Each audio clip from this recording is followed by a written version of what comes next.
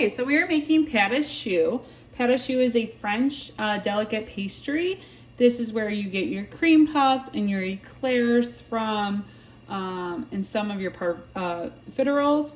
So we have our oil, our water, and our salt heating over the stove right now. Once it starts to boil, we'll go ahead and add our bread flour. We'll stir over the stove. We'll create a paste, and then we're going to take this to our mixer and add our eggs.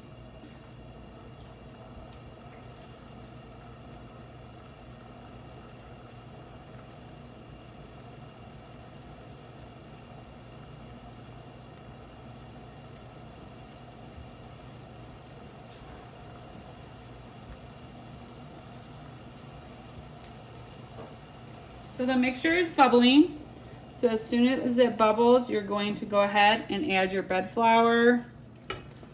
We know that it will be completely cooked when the dough starts to pull away from the sides. You can do this with a wood spoon or a rubber spatula.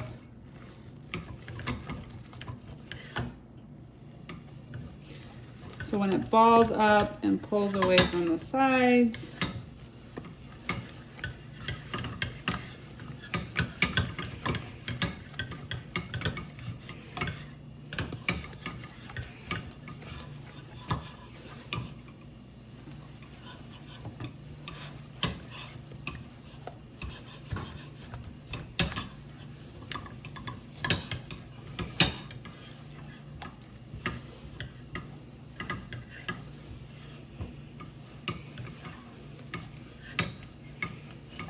I know it's cooked now because it's pulling away. You can see it starting as I'm stirring. It's pulling away from the sides of the pan and balling up. So I have my pâte à choux in the bowl. I'm letting the mixer go a little bit before I add the eggs so that the steam and the heat dissipate and it cools down a little bit because you don't want your eggs to cook. So this just came off the stove. You go right into the mixer and with a paddle attachment and you begin mixing. So one by one, you'll add your eggs slowly. Let them incorporate.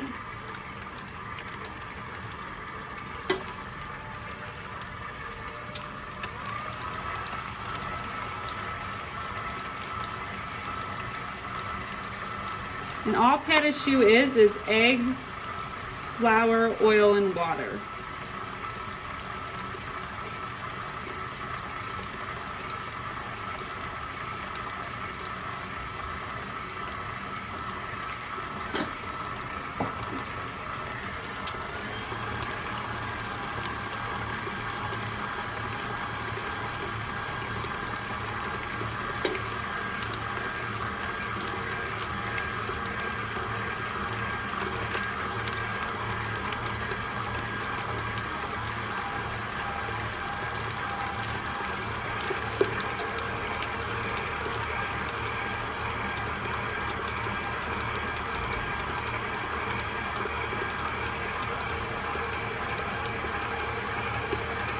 To test pâte à choux, you will turn off your mixer.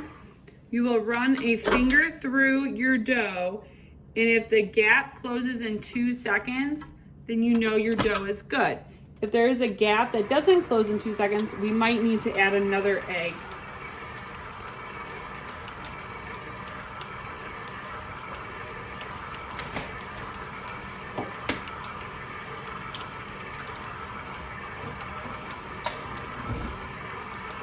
So I'm just adding one more egg to get the consistency I'm desiring.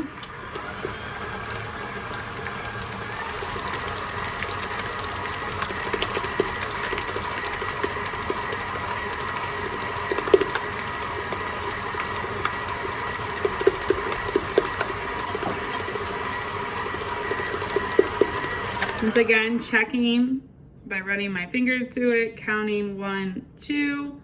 If that gap is not closing, then you may need to add more.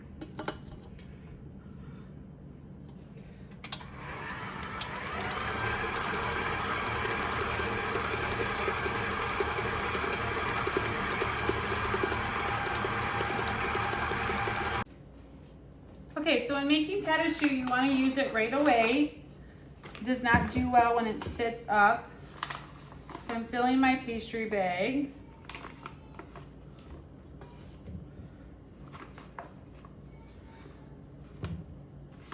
And I'm going to make cream puffs. I'm going to make them one tray small and one tray large.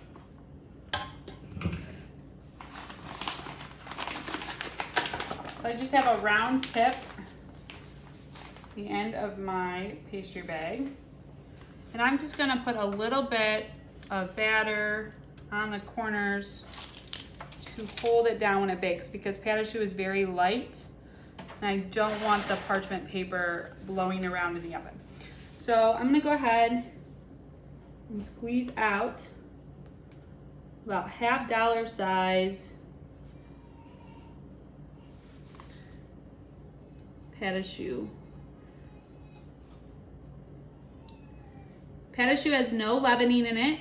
It relies on the high moisture content to evaporate in the oven to create the expanse of the dough.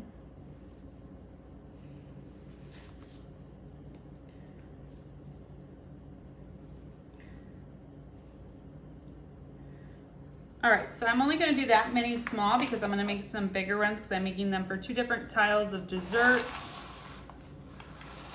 Okay, so I'm gonna get these in the oven at 450 and they're gonna bake until golden brown.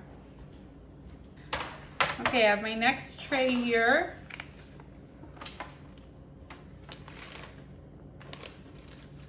Once again, if you just put a little bit underneath your parchment in your tray, it will help hold the parchment down during the cooking process. So I'm gonna make these cream puffs a little bigger because I'm going to use them for a cream puff dessert.